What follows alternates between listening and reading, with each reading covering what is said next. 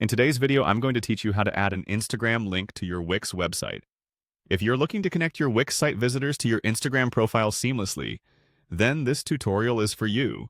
We'll walk through each step to ensure your social media presence is integrated perfectly with your website, making it easier for your audience to stay connected with your brand across platforms.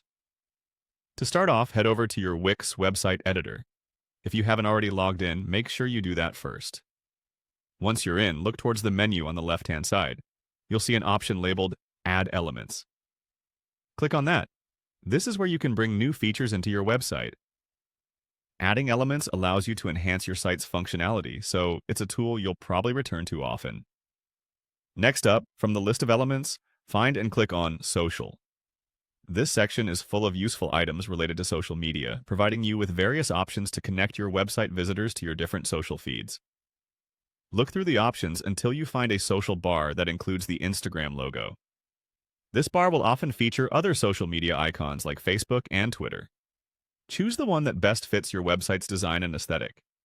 Once the social bar is on your page, your next step is to set it up to only include what you actually need. Find and click on Set Social Links. This will allow you to modify the social bar and, importantly, personalize the links it contains. If there are any unnecessary social media icons or apps that you don't use, you can easily remove them to keep your site neat and focused. Now let's specifically work on your Instagram link.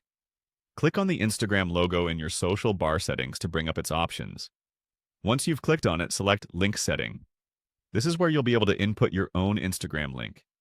Make sure you type it in accurately to ensure that visitors to your site can reach your Instagram profile without any issues. After entering your link, click on Done to save your changes. You will need to do this for the Instagram logo to ensure your link is set correctly.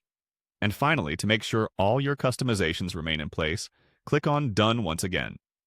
This confirms that all settings across your social bar are finalized. And there you have it.